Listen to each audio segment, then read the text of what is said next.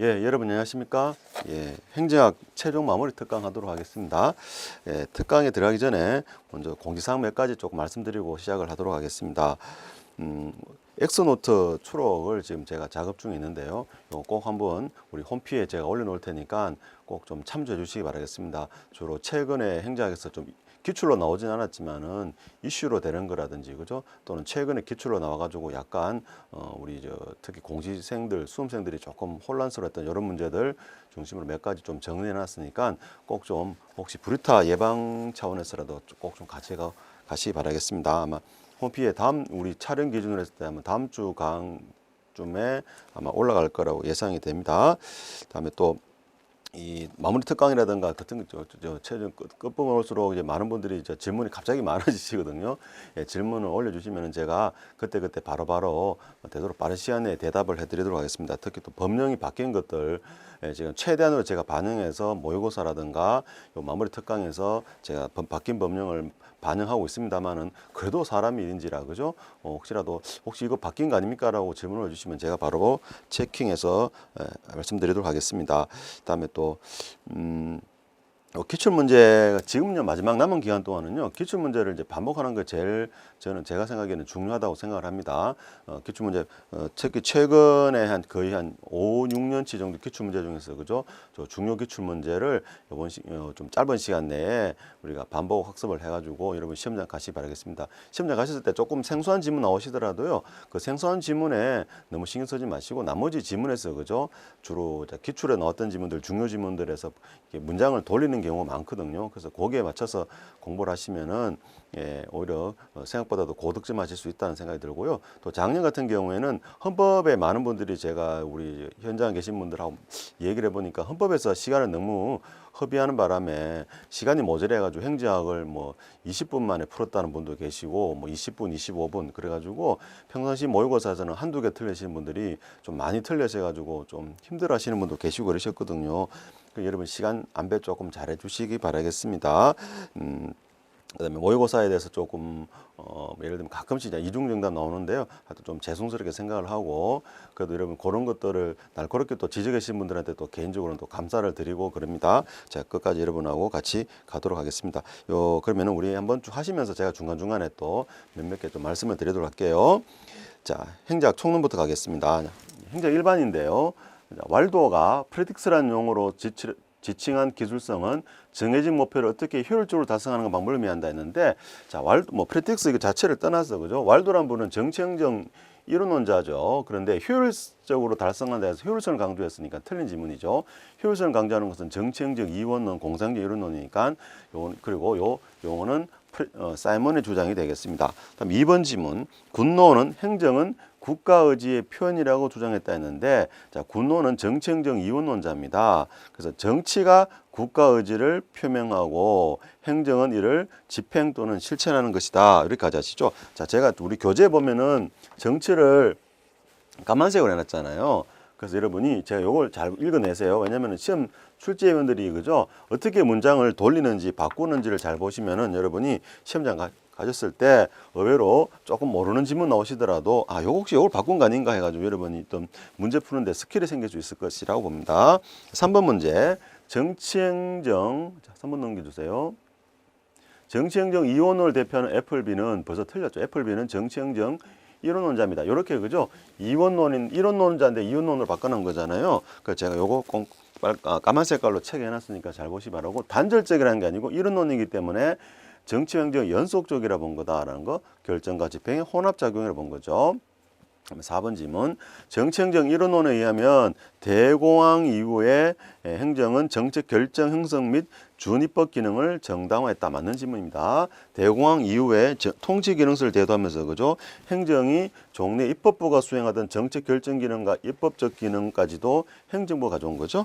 다음 5번 문제.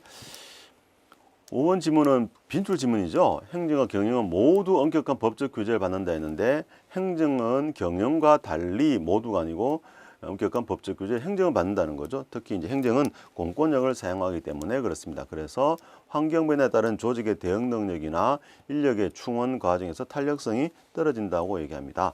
다음 6번. 시장 실패 원인 중 불안정 경쟁에 기인한 문제에 대응해 정부는 보조금을 지급한다는 건데, 자, 불안전한 경쟁이잖아요. 뭐 하도급 업체에 대한 불공정 행위 등 이런 것들을 우리가 불안전 경쟁 그러는데, 하도급 업체에 불공정 행위 하라고 보조금을 더 지원해라 안 되겠죠? 보조금 빠지고 규제를 가야 된다. 맞는 질문이 되겠습니다. 이런 것도 상식적으로 생각하시면 되겠어요. 자, 7번 문제. 정보 격차로 인한 시장 실패를 예방하는 정보개입의 대표적 사례로 미국의 레몬법이 있다. 예, 맞습니다. 원래 이게 뭐냐면 정보 비대칭인 건데요. 오렌지인 줄 알고, 달콤한 오렌지인 줄 알고 구입했더니만 신 레몬이라는 거죠. 그러니까 불량품을 구매했다는 뜻이 되죠. 바로 요거는 이제 소비자들이 정보 비대칭 상황에서 물건을 잘못 고르는 행위를 말하는 겁니다. 그래서 요거를 방지하기 위한 법이 바로 레몬법이라고 하는 겁니다. 한마디로 소비자 보호법이 되겠습니다. 자, 8번 질문. 코즈의 정리는 시장에서 부정적 외부가 발생해도 소유권을 명확한다면은 시장 실패 발생하지 않는다. 맞는 질문이 되겠습니다. 그래서 상대적으로 소유권을 명확하게 한다는 거, 외부 불경제, 예컨대 주로 환경오염이 대표적이고요. 그래서 재화에 대한 소유권을 명확하게 해줌으로써 그 소유권 행사를 하게 해주는 거죠. 또 협상을 통해서 자원을 효율적으로 배분해라. 자, 협상이 키워드가 되겠습니다. 자, 자기의 A와 B가 두로 서로 만다는 거죠. 가지고 있는 A라는 업체, 예를 들면 공예 업체예요. 공예 배출 업체인데 B로 하여금 어떤 정확한 소유권 내지 정확하게 재산권이겠죠. 재산권 침해인데, 침해한 액수만 소유권을 부여해준다는 것은, 예를 들어 내가 100만 원만큼 재산권 침해받았다면 어떻게 한다? 이 B는 A로 하여금 뭐 100만 원만큼 손해배상해달라고 협상을 통해서 요구할 수 있다는 거죠. 그럼 A는 B에게 100만 원을 지급하라. 이런 것들이 되겠습니다. 근데 요 과정에서 이제 거래 비용이 들지 않는다라고 한다는 건데요. 요게 우리가 작년 경정성리 시험에도 나왔었죠. 거래 비용이라는 것은 협상 비용을 말합니다. 협상 비용이 많이 들면 의미 없겠죠. 협상 질질 끌어버리면, 그죠? 자, 19번 문제 보세요. 코드 정리에서는 부정지 외법화 해결을 위해 정부의 규제 정책 아니죠? 자, 여기 보시면은 소유권이 명확하게 확립되고 거래 비용이 없을 때, 요것도 아마 작년에 우리 최종 마무리 특강에서 나갔던 지문이기도 했었죠. 여러분, 그래서 지금 혹시라도 이제 차 안에서 아마 공부가 조금 안 되시고 하시면 또 차에서도 많이 들으시더라고요. 이거 소리로만 들으시는 분도 꽤 계시는 걸 알고 있는데, 휴대폰으로, 그죠? 예, 그래서 여기 제가 해설까지 좀 해설 지문도 좀 중요한 거 제가 읽어 드릴 텐데요. 거래 비용이 든다라는 거죠. 그렇게 틀린 지문 나왔습니다. 거래 비용이 없을 때, 자, 거래 비용은 협상 비용 같은 거 없다고 생각했을 때 이렇게 문제를 해결할 수 있다는 겁니다. 자, 기본적으로는 갭이 불필요하다 그럽니다. 자, 10번. 공유지의 비극에 따르면 한 사람의 선택행위가 다른 사람의 긍정적 외벽과 아니죠. 공유지 비극이니까 부정적 외벽과를 초래하겠죠. 국어 그대로입니다. 다음 11번. 교정적 조세, 피구세는 사회 전체적인 최적의 생산 수준에서 발생하는 외부 효과의 양에 해당하는 만큼 조세를 부과한다. 그러니까 예를 들어 아까 봤던 것처럼 A라는 회사가 약 100만 원만큼의, 그죠? 100만 원만큼의 B에게 손해를 문다면은, 코즈는 A와 B가 서로 협상을 하라 그랬지만은 이 피구세를 주장하신 피구란 분은 A에다가 어떻게 100만 원만큼 세금을 매겨라라는 거죠. 이게 바로 교정적 조세가 되겠습니다. 세금 매겨서 말 그대로 올바른 일을 하라는 거죠. 우리가 교정 시설 하듯이, 그죠? 그래서 세금을 매김으로써 올바른 일을 한다. 또는 최적의 생산량만큼 외부 효과 양에 해당할 만큼 조세를 부과한다. 이게 피구세가 되겠습니다. 자, 12번. 직접적 규제 활용의 사례로는 오염 허가서나 배출권 부여하고 있는 경제 주체만 오염 물질을 배출을 허용한다. 요거는 간접적 규제죠. 직접적 규제라는 걸 말 그대로 직접적으로 배출량을 줄여버린다든지 특정한 오염 방지 시설을 설치하게 한다든지 이런 것들이 되겠죠. 예, 그래서 간접인데 직접으로 돌리는 겁니다. 자, 13번 문제.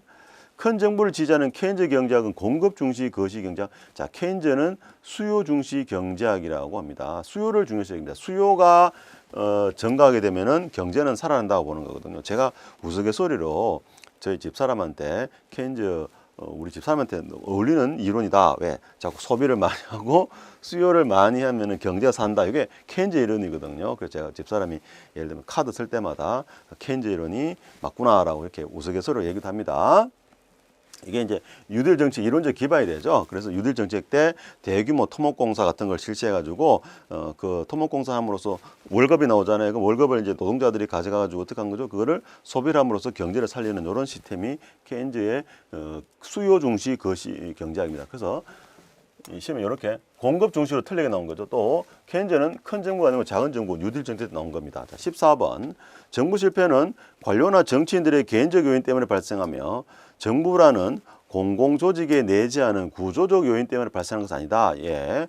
자, 개인적인 요인, 예컨대 관료 예산 극대화나 정치인들의 득표 극대화라는 자기 추구적 행위 때문에도 발생하기도 하고, 그다음에 계층제 조직 구조라는 관료제의 특징 때문에 경직적인 조직 운영 때문에 정부 실패가 발생하기도 한다는 거죠. 자, 15번 문제.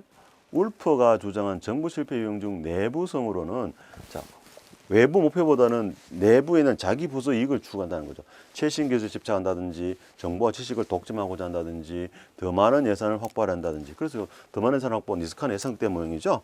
자, 16번 보세요. 정부 실패의 요인 중에서 관료의 외부성은 관료가 부서 확장에만 집착하는 것이다. 관료의 외부성 그랬죠? 아니죠. 부서의 확장 또는 이 정보나 지식의 독점, 많은 예산 확보 등 이거는 외부성이 아니라 내부에 있는 자기 이익만 추구한다 해서 내부성이 되겠습니다. 자, 다음 17번 문제 볼게요. X 비율성이란 것은 관료제 안에서 공익보다는 개인과 조직의 이익을 우선시한다. 자, X 비율성은 요거는 독점적 성격으로 인해서 경쟁 압박을 받지 않고 내부 자원 관리가 느슨해지는 거죠. 바로 요 X라는 것이 독점으로 인해서 inefficiency, 비효율성이 발생한다. 요 말이 되겠습니다. 18번. 정부 실패의 요인 중 X 비효율성은 정부가 가진 권력을 통해 불평등한 분배가 이루어진다. 자, 불평등한 분배가 이루어지는 거니까 이거는 권력의 편제 이렇게 됩니다. 다음에 19번. 권력의 편제로 인한 정부 실패에 대한 방안으로는 보조 삭감, 규제 완화인데 규제 완화는 맞아요. 왜냐하면 규제라는 게 권력이니까요. 차라리 권력을 어떻게 민영화 시켜버린다, 민간에 넘겨버린다는 거죠. 그래서 권력의 편제된 방안으로는 민영화, 규제 완화입니다. 다음 20번 문제. 파생적 외부 효과로 인한 정부 실패는 정부 보조금 삭감 또는 규제 완화 방식으로 한다. 예, 맞는 질문이 되겠습니다. 한번 어떻게 보면 정부가 되도록이면 개입하지 말라는 거죠. 보조금도 줄여줘라. 자꾸 의도하지 않은 부정적 외부 효과를 가져오는 거니까 규제를 완화해라. 보조금을 줄여야 되는 겁니다. 다음 21번 문제. 일반적으로 경제적 규제는 사회적 규제에 비해 역사가 길다. 자, 셔먼법 세계 대공황이 터지기 전에요. 이미 미국은 독과점에 대한 규제를 하려고 했었어요. 또 클레이턴법 제정 등을 했는데 경제 규제를 먼저 했던 거죠. 근데 이런 경제 규제가 먹히지 않았어요. 먹히지 않으면서 세계 대공황으로 가게 됩니다. 셔먼법이라고 아주 유명한 법이 있습니다. 그래서 사회적 규제는 1960년대 중반 보통 우리가 소비자 보호 같은 것들 요거는 우리 행정에서 배우지 MPA 신행제학식이죠. 요 시기 때 사회적 규제가 대폭적으로 증가하게 됩니다. 그래서 경제적 규제가 먼저 나오고 사회적 규제가 나중에 나왔죠. 그래서 경제적 규제를 우리는 구규제, 사회적 규제를 신규제라고도 합니다. 22번. 포획 현상은 경제적 규제보다 사회적 규제에서 더 잘 나타난다. 자, 포획 현상은 기본적으로 관료들이 공익보다는 특정 업체나 이익단 이익을 더 중요시하는 거죠. 바로 먹을 게 있다는 거지. 바로 경제적 규제에서 더 많이 나타난다는 거죠. 사회적 규제보다 경제적 규제에서 더 잘 포획 현상이 나타나게 됩니다. 23번 문제. 우리나라 규제행정 분석은 정부 입법과 의원 입법의 신설 강화 규제 심사 시 활용되고 있다. 자, 규제행정 분석은 의원 입법은 제외하고 있습니다. 규제행정 분석은 규제개혁위원회 밑에 24번에 나오죠. 대통령 소속의 규제개혁위원회에서 활용되고 있는데 대통령 소속이잖아. 그런데 의원 입법에까지 좀 규제행정 분석한다면 상권분립이 어긋나는 거죠. 그래서 이 의원 입법은 제외하고 있습니다. 24번 문제는 빈출 지문이고 작년에 우리 경중성지에서 나왔던 지문들이죠. 자, 24번에 작년에 아마 여러분 문제에서 보면은 뭐 규제개혁에 대한 논의 설명해가지고 뭐 잔뜩 설명해놨지만은 정작 답은 우리가 상식적으로도 누구라도 이건 알고 계신 거죠. 대통령 소속의 규제개혁위원회라는 거 이거는 빈출 지문이었잖아요. 이것만 알고 계시면은 답을 바로 찍을 수 있는 겁니다. 어차피 시험장 가시면 기억 잘 안 나시죠? 그죠? 그렇기 때문에 주요 지문을 계속 반복해서 머릿속에다가 자꾸 좀 심어 놓으셔야 됩니다.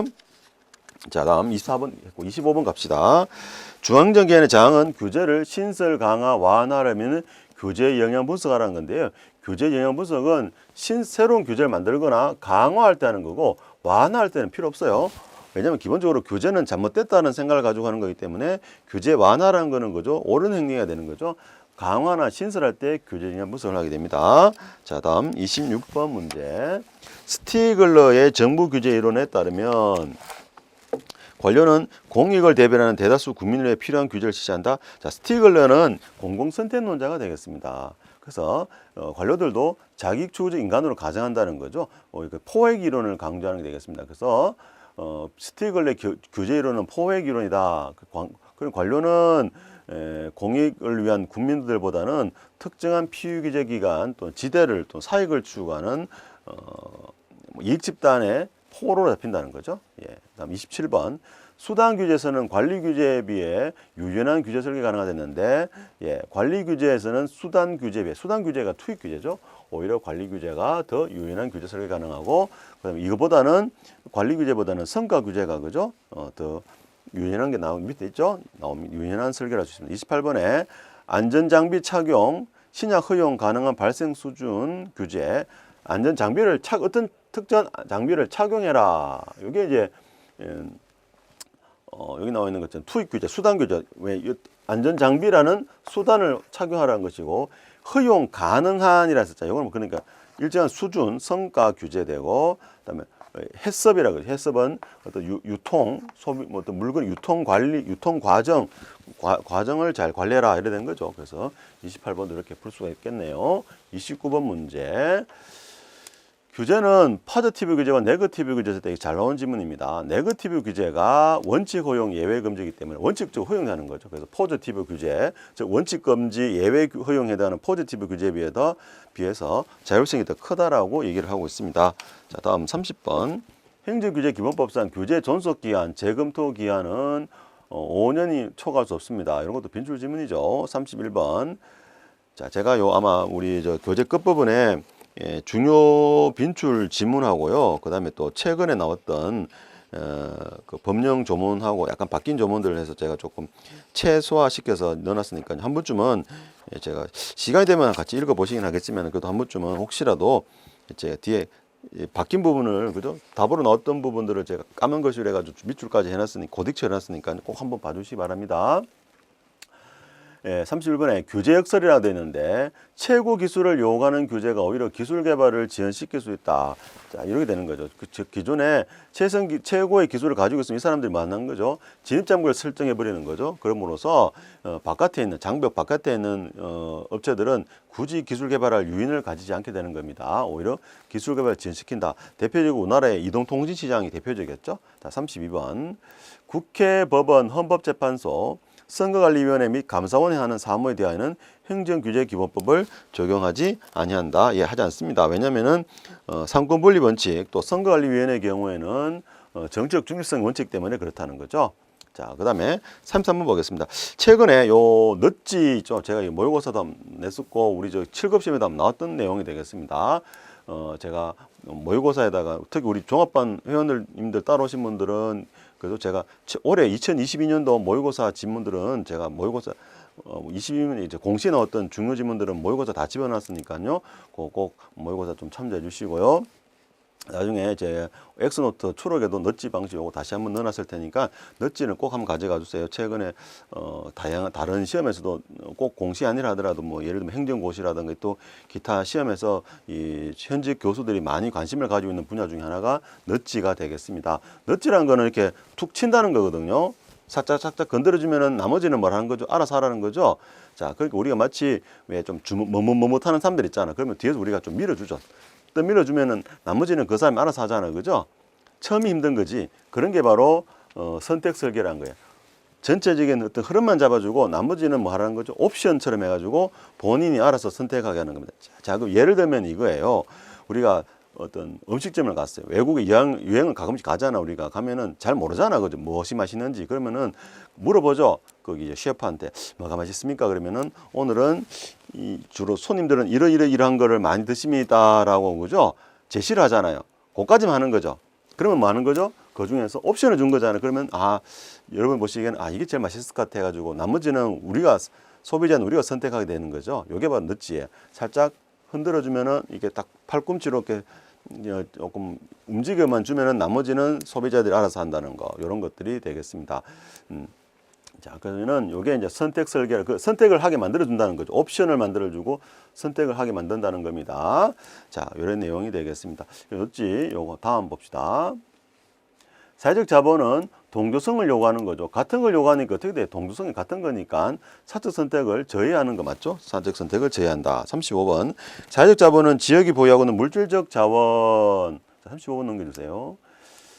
물질적 자원을 중심으로 한 발전 전략이 강조. 물질적 자본은 요거는 주로 전통적인 자본을 말하죠. 사회적 자본은 눈에 유형적인 물질적 자본이 아니라 무형인 어떤 인간관계성이 나타나는 신뢰 네트워크 같은 걸 강조하죠. 36번.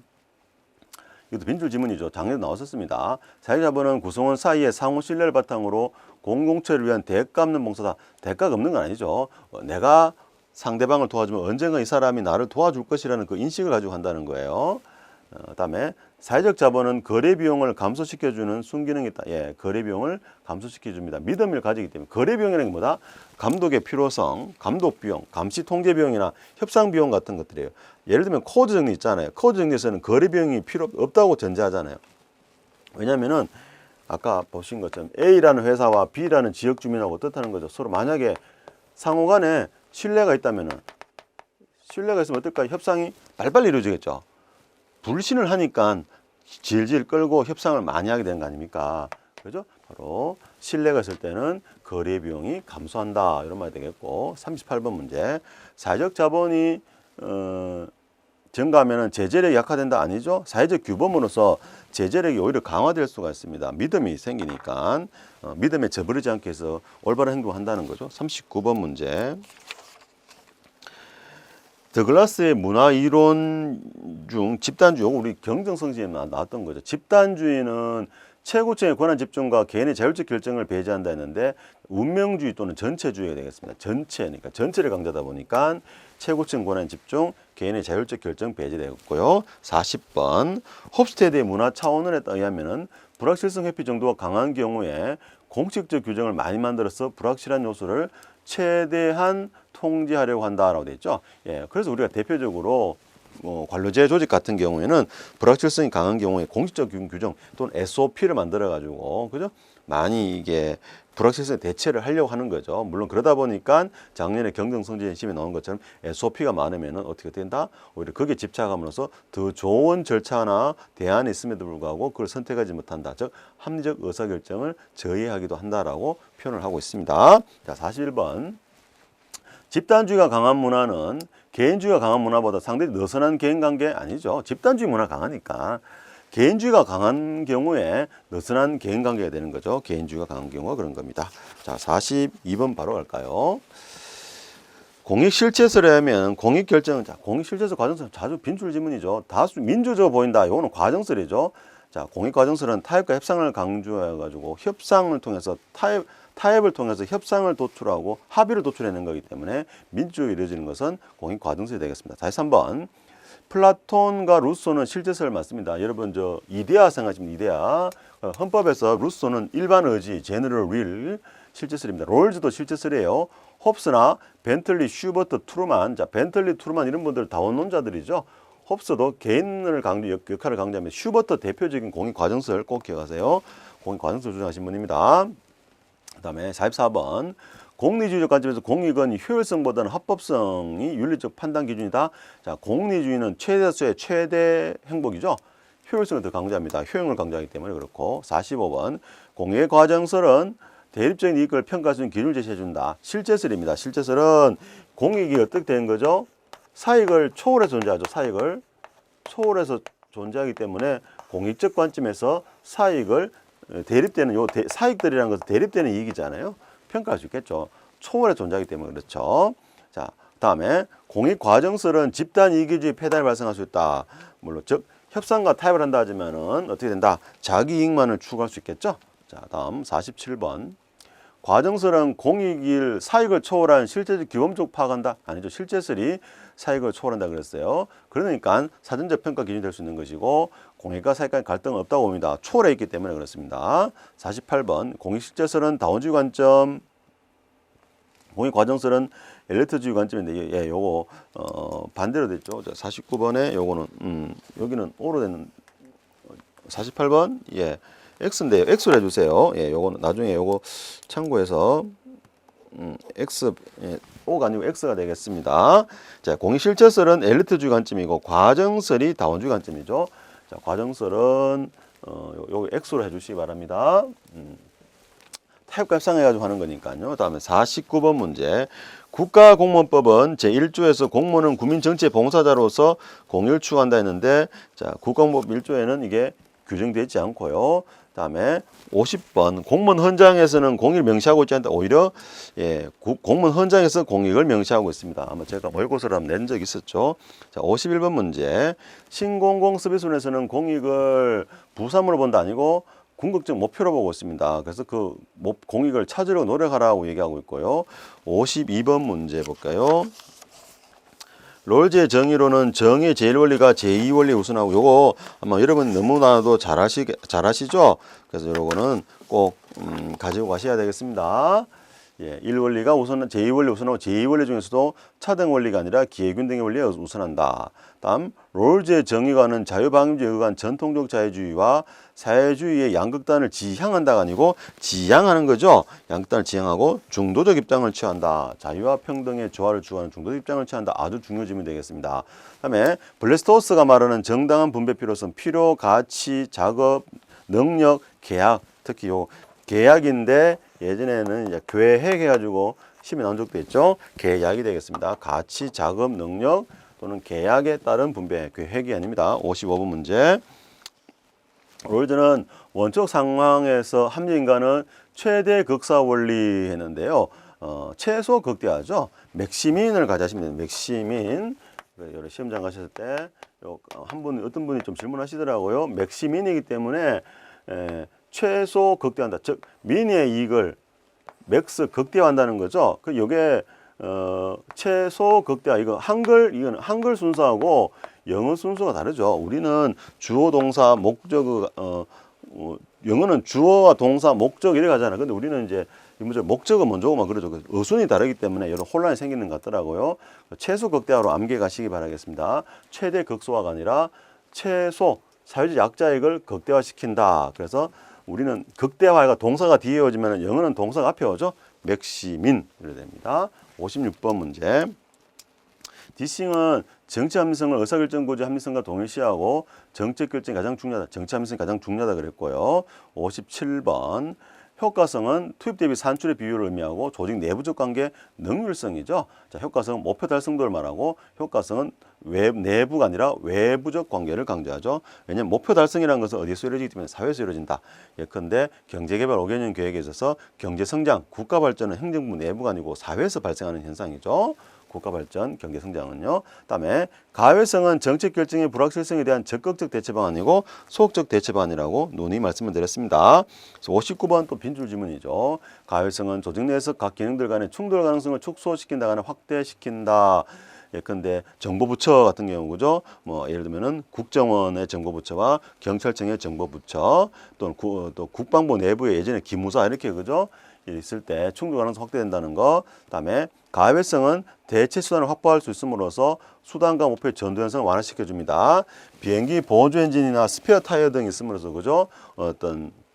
이게 수단이죠. 수단이 있음으로써 원래 정도의 여행을 멈추는 것이 아니라 자기가 원하는 여행 목표까지 끝까지 갈 수 있겠죠. 이런 것들이 수단과 목표의 전도 현상을 완화시켜 준다는 최근 질문이 되겠습니다. 자, 61번 문제 볼까요?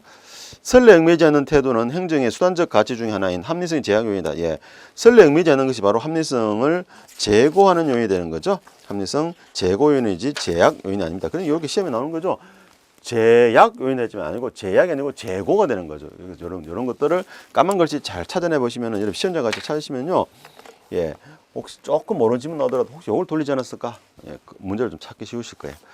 정답을 찾기가 쉽습니다. 그래서 제가 이렇게 까만 글씨로 해놓은 겁니다. 자, 행태주의 봅시다. 62번 볼게요. 행태주의는 정치와 행정 현상에서 개별구의 특수성, 행태주의는 보편성을 강조하죠. 과학성을 강조하고 보편성을 강조합니다. 일반성 강조한다. 다음 63번 문제. 행태주의 연구 방법은 행정 현상 중 가치 판단 요소 존재를 인정하지 않았다. 인정을 합니다. 가치 판단은 인정을 하지만은 대신 뭐라는 거죠? 존재를 인정하지만은 구체적인 연구 대상은 아니라는 거. 존재 인정하는 거하고 연구 대상은 다릅니다. 마치 그 사람의 존재를 알고 있지만은 나에게는 의미 없는 사람이야. 뭐 이거 비슷한 거예요. 연구 대상이 아니라는 거죠. 그래서 있는 줄 알아. 하지만 나 관심 없어. 그거 똑같아요. 존재 인정하지만 나 관심 없다. 연구 대상 아니다. 64번 문제. 행태주의 가설 도출은 기존 이론에서 도출되어 귀납적이고 검정 방법은 연역적이다. 자, 가설은 기존 이론에서 나오기 때문에 연역적이고 검정은 자료 수집 분석을 통해서 최종 검증한 거기 때문에 귀납적이다. 자, 65번. 개인의 가치와 태도를 토대로 해서 공사의 전체를 설명할 때 발생한 오류를 합성의 오류라 그럽니다. 한두 명이 부정부패 저지르고 나쁜 놈이다. 그러면 그 전체를 매도한다는 거죠. 이걸 합성의 오류라 그럽니다. 저희들도 많죠. 예, 뭐 특정 검사, 예를 들면 특정 검사 한두 명이 정치 검사다 그러면 검찰청 전체를 막 매도한다든지, 그래서 하여튼 이걸 오류 합성의 오류 하는데요. 뭐 다 이럴 수도 있겠죠. 예, 66번 문제. 체질원 적용 방법은 권력 의사전달, 정책 결정의 문제와 행정의 가치를 중시한다.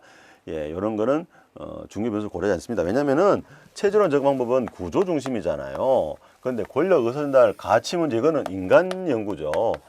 구조 중심으로 하기 때문에 인간 연구하지 않는다. 그래서 고려하지 않는 거고요. 자, 67번. 생태론적 접근 방법은 행정현상 서민의 크기에 했고 행정의 보편적 이론보다는 중범위 이론 구축. 자, 요거 빈출 지문이죠.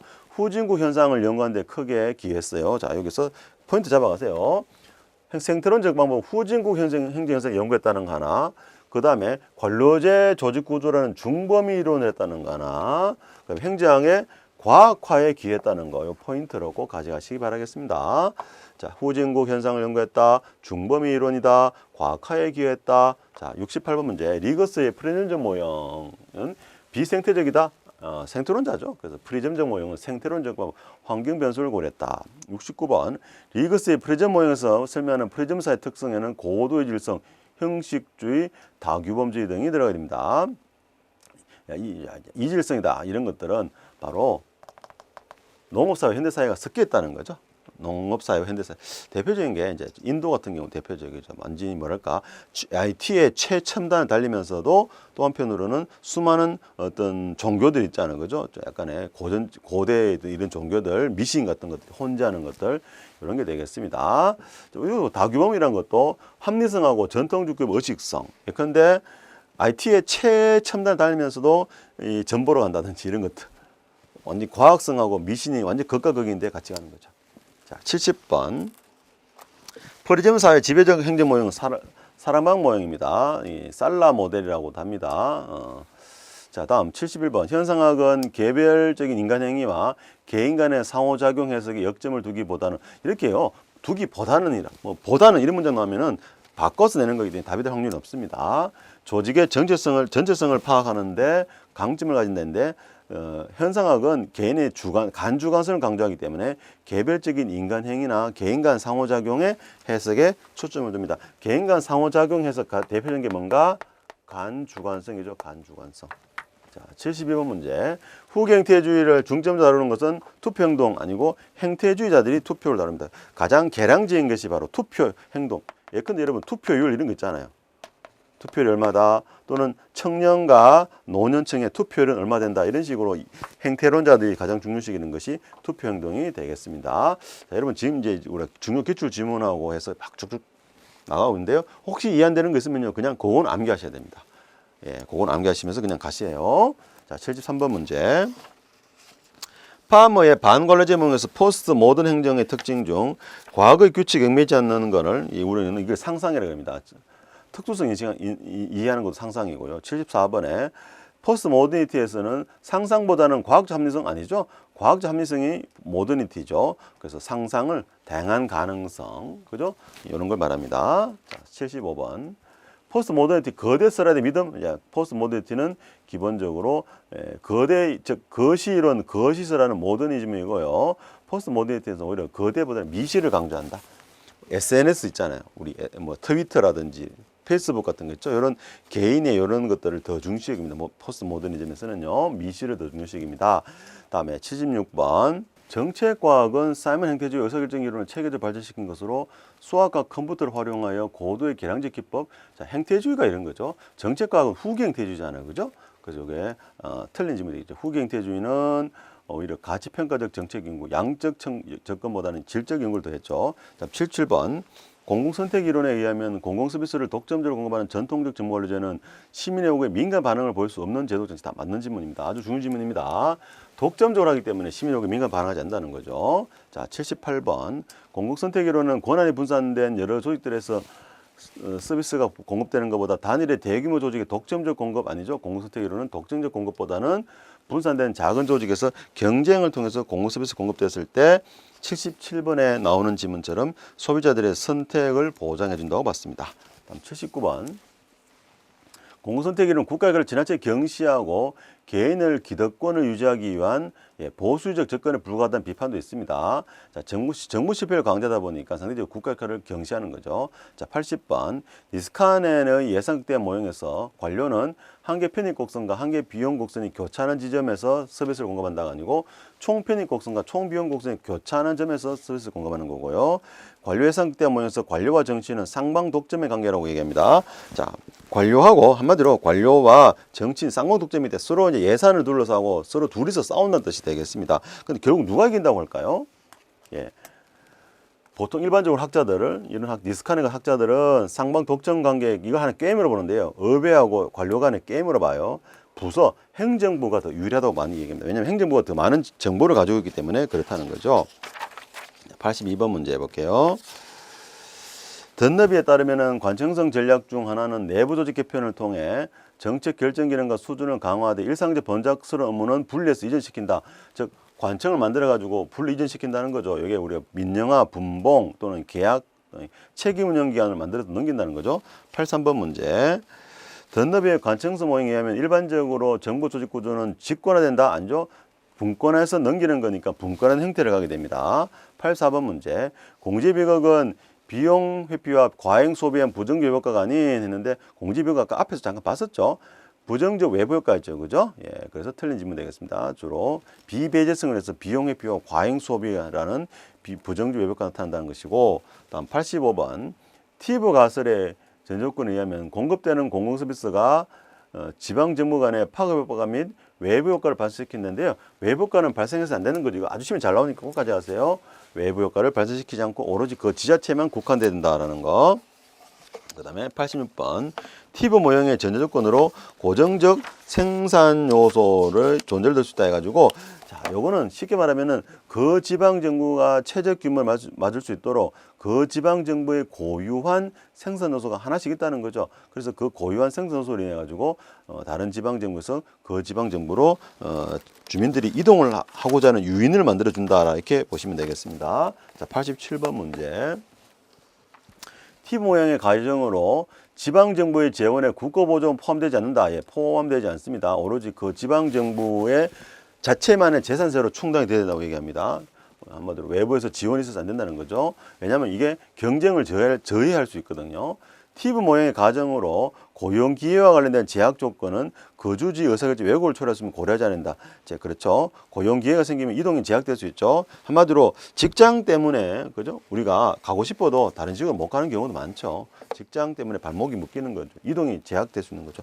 89번.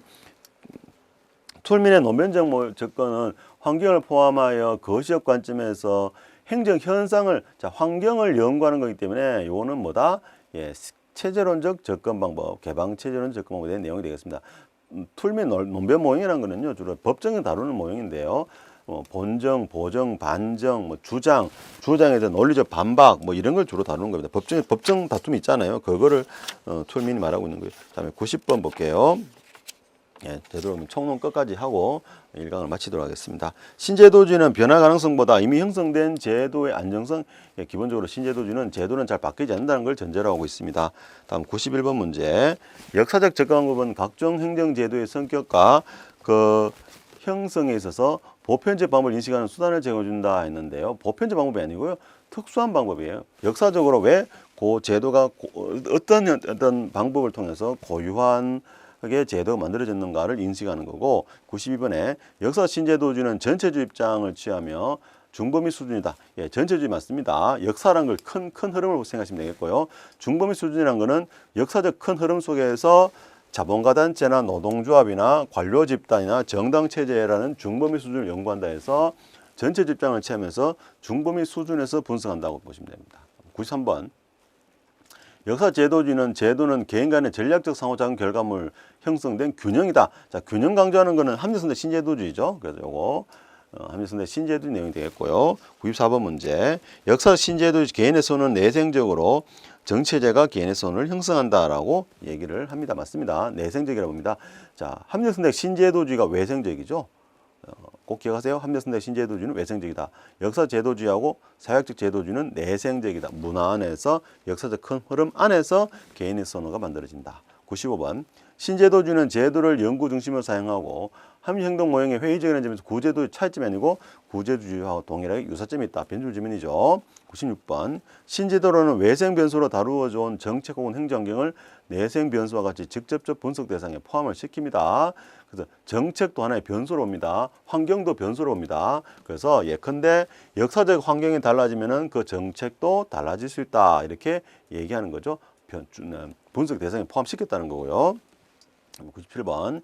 사역적 신제도 접근법은 방문도 전체주의와 연역 접근이다. 자, 방문도 전체주의 맞아요. 문화란 거는 전체잖아요. 그런데 이 문화란 것이 어떻게 만들어져요? 개개인의 문화, 하나하나의 생활 습성이 모여가지고 뭐가 되죠? 그 사회 전체의 문화가 되는 거죠. 그렇기 때문에 이거는 뭘까요? 연역일까요? 귀납일까요? 예, 귀납이 되는 겁니다. 그다음에 또 문화에 의해서 이 제도 관행이 채택되는 거기 때문에 효율성보다는요, 사회적 정당성 때문에 새로운 재택 관행이 채택된다 얘기 많이 합니다. 이거 꼭 기억하세요. 사회적 정당성이나 문화 때문에 그것이 비록 비효율적이라 하더라도 그죠? 그렇게 채택하는 경우 많죠. 자, 99번.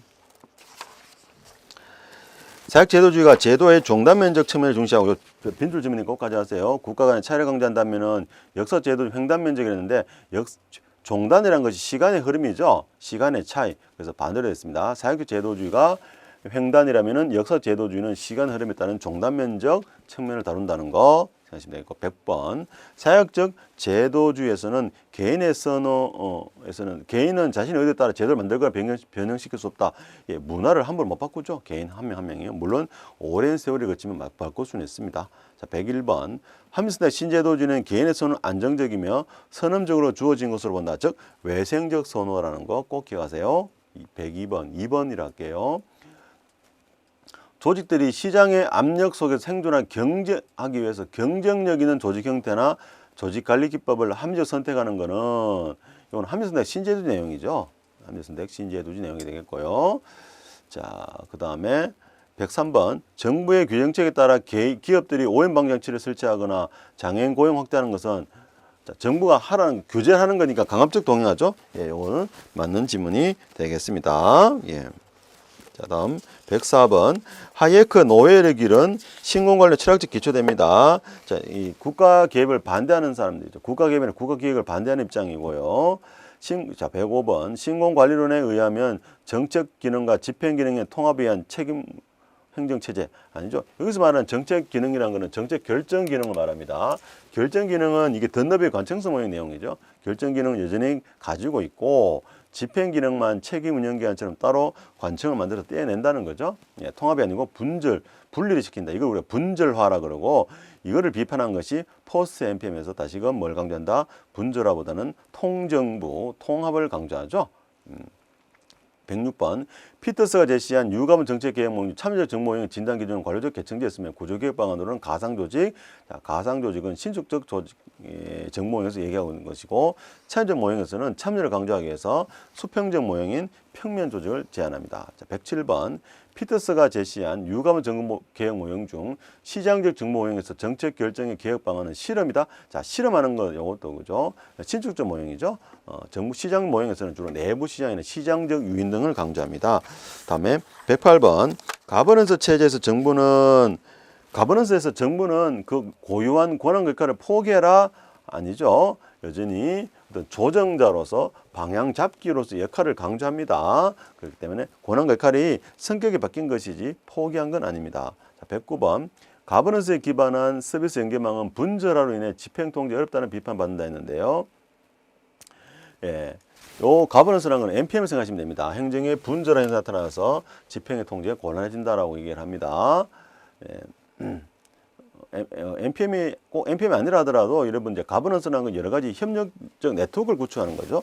네트워크를 구축하다 보니까 아무래도 집중되기보다는 분산돼 버리죠. 그래서 분절한 현상을 가져온다는 것이고 그렇게 이해하셔도 됩니다. 110번 신공공 서비스로는 앞에서 잠깐 봤는데 공익은 담론의 결과물이다라는 거고 또 하나 공동체 법, 공동체 정치 규범, 전문성, 시민의 이익 존중 등 다면적 책임을 강조하는 거 이것도 생각하시고요. 다음에 111번입니다. 신공습의 기본 원리 민주적 생각하고 전략적 행동한다. 예, 요거 우리 경영 성질담 나왔었죠. 전략적으로 생각해야 되고 전략적 사고라 그러잖아요. 행동은 민주적으로 해야 되겠죠. 자, 112번 문제. 신공공 서비스론에서 책임성 확보 방안법으로 개인의 이익의 총합을 통해서 결과를 도출하는 거. 예, 아니죠. 요거 신공관리론에서 하는 거죠. 이 개인의 이익을 총합해서 전체의 바람직한 결과를 도출하는 거. 개인 이익을 중요시하는 거니까 신공관리론이죠. 113번. 신공서비스론에서 관료 역할의 중요성은 사회의 새로운 방향을 잡고 시민을 지원해 준다. 자, 신공서비스론은요. 방향 잡기가 아니고 시민에 대한 봉사를 강조합니다. 서브를 강조합니다. 이거 꼭 가져가세요. 스티어링 아닙니다. 자, 엔진은 스티어링이죠. NPM을 비판하는 엔진은 스티어링을 강조하지만 똑같이 NPM을 비판하는 NPS는 스티어링이 아니고 서브를 봉사하기를 강조합니다. 자, NPM도 스티어링이죠. 14번 신공서비스로는 집단이나 계층, 지역의 이해관계가 결부된 정책 결정에 대한 해결책이 어렵다. 해결책을 제시하려고 노력은 합니다만은 문제는 구체적인 해결책을 제시하지는 못합니다. 해결책을 제시해 주긴 해요. 15번 문제. 신공서비스 공무원의 동기 위반 수단은 정부 규모를 축소하는 이데올로기 아니죠. 이건 신공관리론이죠. 신공공 서비스론에서는 공무원의 동기 위반은 이타적이고 공동체주의를 강조합니다. 16번 신공관리론은 지역사회 문제 해결을 가진 시민들의 공된 가치를 관료가 협상하고 중재된다. 자, 공된 가치, 담론 이런 건 신공서비스론 내용이 되겠습니다. 자, 117번은요. 신공관리론은 경제 합리성에 기반한 반면 신공서비스론은 전략적 합리성, 전략적으로 사고라 그랬죠. 그 말입니다. 자, 18번 행정 재정립 운동은 기존의 정책적 이원론을 재해석하여 정책 과정에서 공무원의 적극 역할을 옹호한다. 이거 질문 참 많이 하시는데요. 기존의 정책 이원론을 재해석한다는 건 뭐냐면은 NPM을 비판한다는 뜻이에요. 행정 재정립 운동은 NPM을 비판하는 운동이거든요. 그래서 기존의 정책적 이원론인 NPM을 비판하고 재해석해서 자, NPM에서는 관료들의 적극 역할을 관료 때리게 해가지고 비판했는데 행정 재정립 운동을 주한 스바라나 웜슬리, 굿셀 이런 분들은 공무원들이 적극적으로 나서야 된다라고 주장을 합니다. NPM에서는 정부 실패를 강조하면서 공무원들의 적극 역할을 좀 비판했었거든요. 자, 19번. 포스트 NPM은 탈관리제 모형에 기반한 경쟁과 분권화, 이건 NPM이죠. 포스트 NPM은 NPM 비판하는 거니까요. 그 다음에 120번. 탈신공관리론은 공공책임성을 중시한 인사관리 강조, 구조적 통합을 통한 분절화의 축소. 아까 분절하는 게 이게 던너비 관청성 모형에 따른 책임형 기관 같은 것들이 분절하거든요. 또 분권화시키는 거 이걸 비판합니다. 조정을 하려고 그러고요. 오히려 조정이라는 건 직권성 강한 거죠. 통정부 분절보다는 전체가 다시 합쳐지는 걸 말합니다. 자, 마지막 121번 문제하고 총론 마칠게요. 이 정도는 가져가시면은 아마 제가 뭐 웬만한 문제 다 푸실 수 있을 거예요. 또 기존 여러분 가지고 계신 지식도 가지고 계시죠. 시차이론은 구성원들 간의 내적 정합성 확보 측면은 고려하지 않으나 이렇게 중간에요. 부정면 들어가는 거 있잖아요. 부정면 들어가는 거. 이런 거 답이 될 확률이 높아요. 답 고르실 때 잘 보세요. 충분한 성수 시간은 필요한데 자, 내적 측면도 필요하죠. 즉 제도와 제도 간의 정합성. 그죠? 또 제도와 문화 간의 정합성, 제도와 인간 간의 서로 궁합이 맞아야지 그 제도가 성공하겠죠. 바로 그런 것들을 우리가 내적 정합성이라고 그럽니다. 자, 우리 다음 강의 정책학대 뵙도록 하겠습니다.